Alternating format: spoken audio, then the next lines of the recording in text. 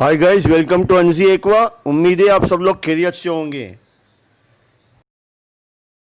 Umaid Bhawan palace Rajasthan Bharat के जोधपुर जिले में स्थित एक महल है।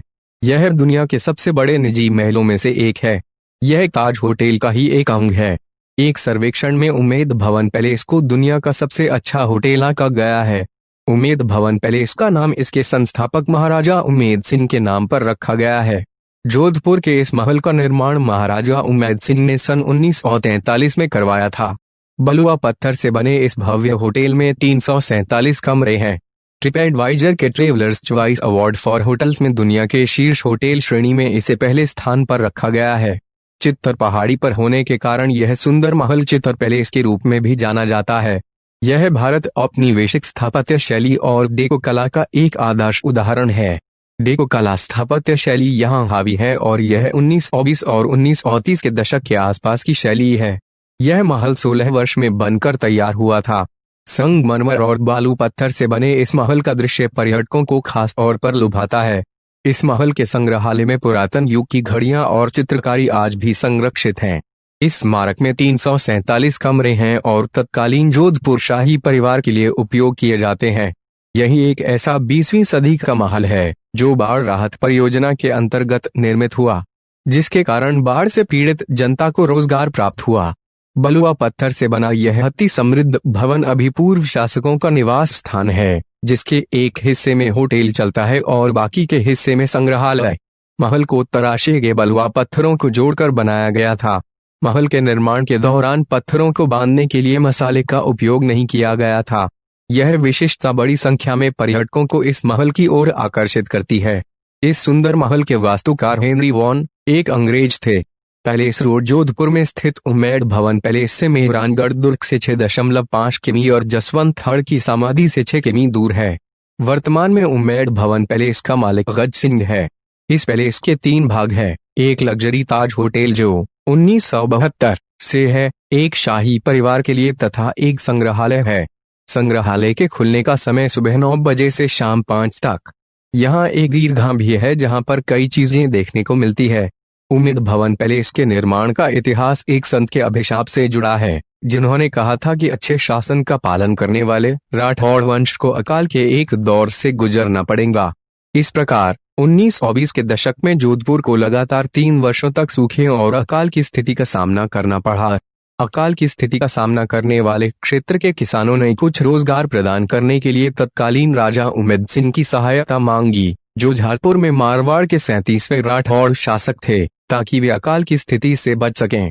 राजा किसानों की मदद के लिए एक भव्य महल का निर्माण करने का फैसला किया। उन्होंने महल के लिए योजना तैयार करने के लिए हेनरी वॉन लेनचेस्टर को वास्तुकार के रूप में नियुक्त किया। लेंचेस्टर सर एडविन लुटियन के समकालीन थे, जिन्होंने नई दिल्ली सरकार के परिसर की इमारतों की योजना बनाई थी। इस महल को धीमी गति से बनाया गया था क्योंकि इसका प्रारंभिक उद्देश्य स्थानीय स्तर पर अकाल खतरनाक किसानों को रोजगार प्रदान करना था। लगभग 2000 से 3000 लोग इसे बनाने के लिए कार्यरत थे। महल के निर्माण की अनुमानित लागत 11 मिलियन थी। कैसे पहुंचे? राजस्थान राज्य सड़क परिवहन निगम RSRTC की बस सेवाएं सभी पास के शहरों से जोधपुर के लिए उपलब्ध हैं। जोधपुर के लिए पर्यटक जयपुर, दिल्ली, जैसलमेर, बीकानेर, आगरा, अहमदाबाद, अजमेर, उदयपुर और आगरा से निजी डिलक्स बसें भी ले सकते हैं। उमेद भवन पैलेस महाराजा उमेद सिंह के समय पर 1929 में बनाया गया था। यह और भी बहुत से नाम से जाना जाता है, जैसे चित्तर महल। चित्तर पहाड़ी से पत्थरों का उपयोग करने के लिए धन्यवाद करते हुए निर्माण किया जा रहा था। महल HV लैंचेस्टर एक प्रसिद्ध ब्रिटिश वास्तुकार द्वारा बनाया गया था और 16 साल में पूरा किया गया। बलुआ पत्थर और संगमरमर से निर्मित महल की वास्तुकला इंडो अरबी, शास्त्रीय पुनरुद्धार और पश्चिमी कलादिको शैलियों के एक मिश्रण के रूप में वर्णन किया गया है। यह दुनिया में सबसे बड़ा निजी घरों में से एक और अधिक शानदार इमारतों में से एक के रूप में भी मान्यता प्राप्त है। यह केवल 20वीं सदी में निर्मित महल है। इस विश्व प्रसिद्ध महल के निर्माण का इतिहास एक संत के श्राप से जुड़ा है, जिसने क्रोध में आकर यहाँ के राठौड़ वंश को अकाल और महामारी का श्राप दे दिया था, जिसके बाद 1920 के दशक में जोधपुर को लगातार 3 वर्षों तक अकाल का सामना करना पड़ा था।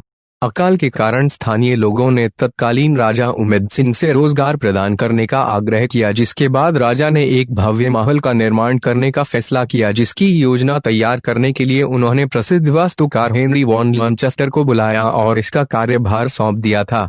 जिसके बाद इस महल का निर्माण वर्ष 1988 में शुरू किया और इसे बहुत धीमी गति से बनाया जाने लगा, क्योंकि इससे स्थानीय लोगों को अकाल से निपटने का अवसर मिल रहा था। वर्ष 1943 में अकाल के समाप्त होने के बाद यह महल भी बनकर तैयार हो गया था। जोधपुर। राजस्थान के जोधपुर में स्थित उम्मेद भवन पैलेस में दुनिया की कई बड़ी हस्तियां रुक चुकी हैं। इसके प्रेसिडेंट स्वीट में अमिताभ बच्चन से लेकर मुकेश अंबानी तक रात गुजार चुके हैं। इनके अलावा आमिर खान, शाहरुख खान भी इस स्वीट में रुक चुके हैं। महाराज उम्मेद सिंह स्वीट अपने आप में सबसे खास है। इस रूम में कभी खुद जोधपुर के महाराजा उम्मेद सिंह रहा करते थे।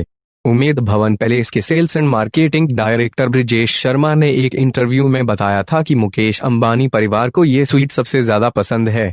इनके अलावा देश विदेश की रॉयल फैमिली जब भी जोधपुर आती है तो इसी स्वीट में रुकती हैं। इस रूम के इंटीरियर को पोलैंड के आर्टिस्ट जेस नॉरब्लिन ने डिजाइन किया था। मारवाड़ में पड़े भीषण अकाल के दौरान वर्ष 1929 में महाराजा उम्मेद सिंह ने इसका निर्माण शुरू कराया। इसकी डिजाइन ब्रिटेन के हेनरी लैंकास्टर ने करीब 5 वर्ष में तैयार की थी। उम्मेद भवन वर्ष 1943 में बनकर पूरी तरह से तैयार हुआ। वर्ष 1978 में इसे होटल में बदल दिया गया। इसके एक भाग में पूर्व नरेश का परिवार रहता है। कोटा। इनके पिता का नाम गुमान सिंह था। 1887 में गुमान सिंह की मृत्यु हुई तो उम्मेद सिंह मात्र 10 वर्ष के थे। कोटा राज्य के प्रधानमंत्री जालिम सिंह के संरक्षण में इन्होंने राजगद्दी संभाली। जालिम सिंह ने मराठों के उत्पात से कोटा राज्य को बचाए रखने के लिए अंग्रेजों से मित्रता की। 1860 में कर्नल मानसन युद्ध में होलकर से हारकर कोटा चले गए तो जालिम सिंह ने उनकी पूरी सहायता की, लेकिन होलकर के नाराज हो जाने के डर से उन्हें नगर से दूर ही रखा। 1874 में अंग्रेजी सरकार ने होलकर के राज्य के 4 परगने जालिम सिंह को पुरस्कार स्वरूप देने चाहे, परंतु उन्होंने उक्त परगने स्वयं न लेकर अपने स्वामी उम्मेद सिंह को दिलवा दिए।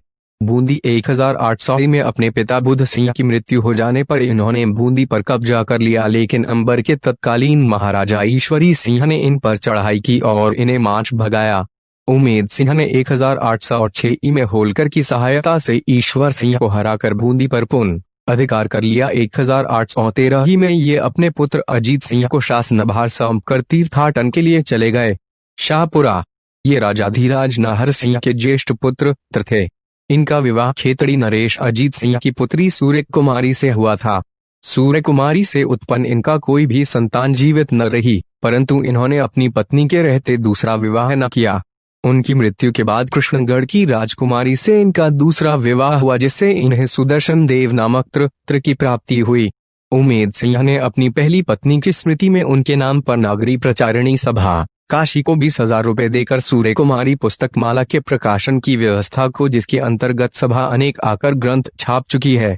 इसके अतिरिक्त इन्होंने 30,000 रुपए के दान से गुरुकुल विश्वविद्यालय कांगड़ी हरिद्वार में सूर्य कुमारी आर्य भाषा गदी चेयर तथा 5,000 रुपए देकर वहीं से सूर्य कुमारी ग्रंथावली के प्रकाशन की व्यवस्था भी की। सन 1954 में राजा उम्मेद सिंह का देहावसान हो गया। गाइस, वीडियो को लाइक करना और इसे अपने दोस्तों में और फैमिली फ्रेंड में शेयर करना ना भूलें। और अभी तक आपने चैनल को सब्सक्राइब नहीं किया है तो प्लीज़ चैनल को सब्सक्राइब कर ले और बाजू में लगे बेल आइकॉन को प्रेस कर दे, ताकि अनजी एक्वा पर आने वाले हर नए वीडियो की नोटिफिकेशन आपको सबसे पहले मिल सके। गाइस, उम्मीद है वीडियो आपको पसंद आया होगा। फिर मिलेंगे एक नई वीडियो के साथ। तब तक के लिए अपना ख्याल रखें, अपनी दुआओं में मुझे याद रखें। अल्लाह हाफिज़।